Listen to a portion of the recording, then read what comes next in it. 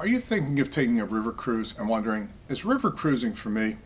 In this video, I want to talk to you about some of my top reasons I think river cruising is a great way to take a vacation.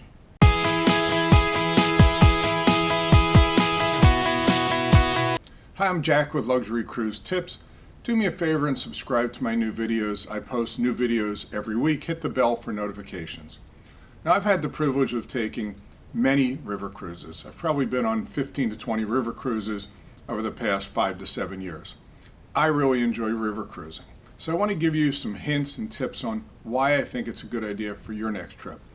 The first thing is, if you're someone that has been there, done that in Europe, been to all the big cities, and now you're on to kind of the secondary and tertiary markets and want to go to these little cities, in the past what I had to do is rent a car, drive around, go to small hotels, unpack every day, find a parking spot, find restaurants, get lost, didn't have the ability to speak the local language. It was a lot of fun. It was a trip in itself, but it was a challenge. We'd go to hotels. There were small little boutique hotels. I'd have to send my luggage up the hotel with my wife up top and us downstairs. Again, a great time. The beauty of the river cruise is, if you think about it as your floating boutique hotel, and it's going to take you where you want to go, as long as you like the itinerary, it is just a great way to see all these little cities in Europe. So I think that's really a good reason to take a river cruise. Another reason I think river cruising is great for you is it's really stress-free. Now you say, why is it stress-free? So look at this. You get off the plane, many of the cruise lines will pick you up at the airport, take you right to the ship or where the ship docks. Then you get on the ship, and they may have a meal ready for you. Maybe your stateroom, the cabin's not ready, that's okay, because you can relax in a lounge until your cabin's ready. I think river cruising does take a lot of the stress out of planning, and so you pick the right river cruise, the right itinerary. So I think the ability to just relax on the trip and immerse yourself on where you're going, when you're going, and how you're going is a great reason to take a river cruise. If you're someone that likes food and good service, river cruising is for you as well. Now, the nice thing, if you stick with the better river cruise lines, which in my mind are AMA, Avalon, Uniworld, and Scenic, and potential Riviera. I have not been on them, but I've talked to people that have, and they have great things to say about them, would be the food and beverage on board these ships is very good with a lot of options. The service is also very good. Now, when you look at river cruising in terms of food, many of the ships now have more than one dining option, and what you're going to see is breakfast is included every morning.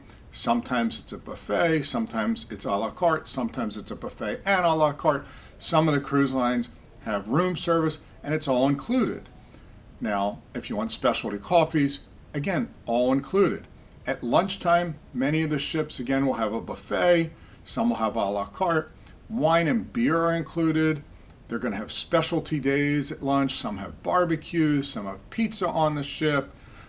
So I think you're not going to go hungry. And again, some of the tours that are included are going to be food and wine or beer related, depending upon where you are. At dinner time on the ships, it's a full sit-down affair on most of the cruise lines I've named. So a 4-course meal with multiple options for each course. They will also have wine, soda, and beer included. And what you'll also see on some of the other cruise lines, such as AMA and Avalon and Uniworld, again, they will have a pre-dinner experience, which may be the tour manager talking about what's happened today and what's happened tomorrow. And you're like, Jack, what does that have to do with food? Because a lot of times they'll have a happy hour, they'll have hors d'oeuvres that are going around. So the food and beverage experience is great. You can have a lot of fun, say on AMA, at the chef's table, which is included. Uniworld has on some of their ships a bistro. So you can really have and some of the riverside ships, the old crystal ships, can have 3 or 4 restaurants on each. The other thing is, if you want to, if you're overnight in town, you have the accessibility of getting off the ship while it's not included and going to a local restaurant. I find that we eat a lot at the local restaurants for lunch as we're in town on a tour, and a lot of time, as I mentioned, the tours may have lunch included. So if you're a foodie and you want to try local food, you have a lot of opportunities on the river cruise, and the majority of it is included in the cruise fare. Another reason I think river cruising is a great way to cruise is the all-inclusive nature of the vacation. So people want to know what is included. So let's look at what's typically included on a river cruise.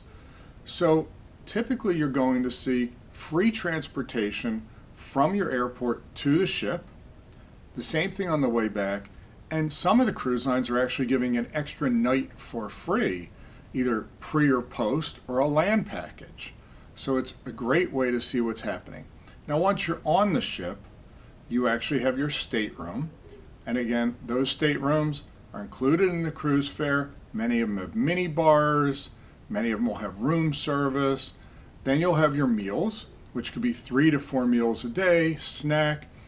If you want coffee, most of the river cruise vessels will have 1 or 2 places you can get coffee and snacks all day long. Self-service.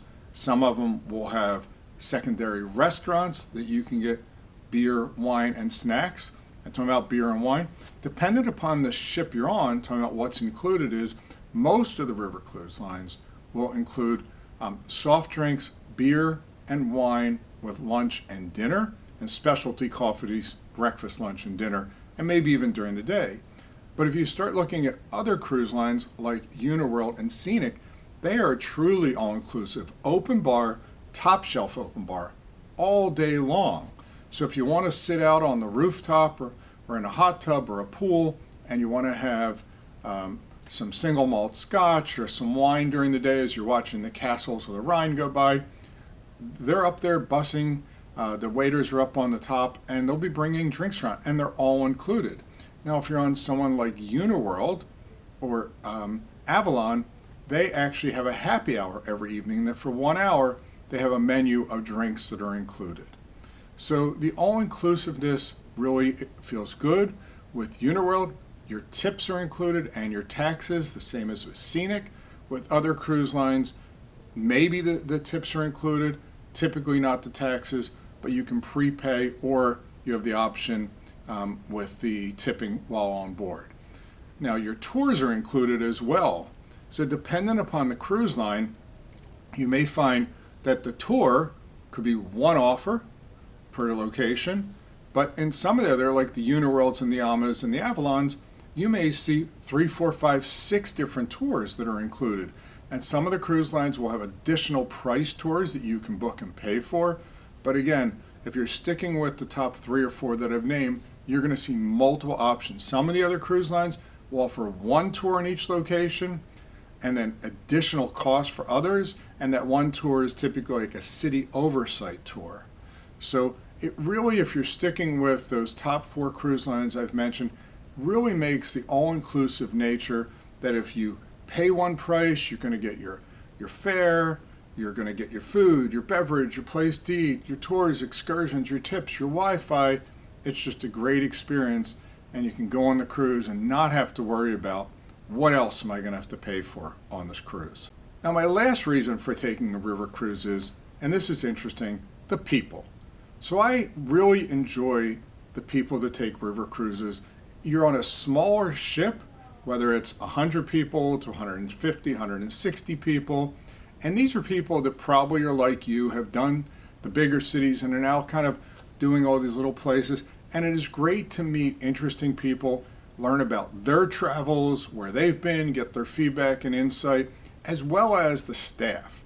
Because there's so few staff members and people, it's not like you're on a big ship and you may never see these people again. You're going to see the staff every day. You're going to see these other guests pretty much every day.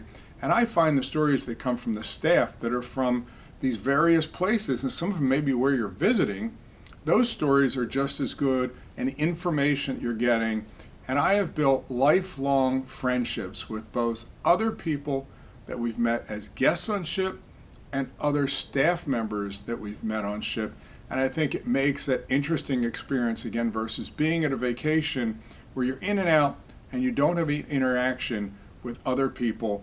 And I think that's what traveling is all about, being immersed in a location, and part of that immersive experience is the people you meet during the way. So these are some of my top reasons I think river cruising is great for you. I'd love to see what your feedback and comments are, and leave them in the comment section. Thanks for watching my video.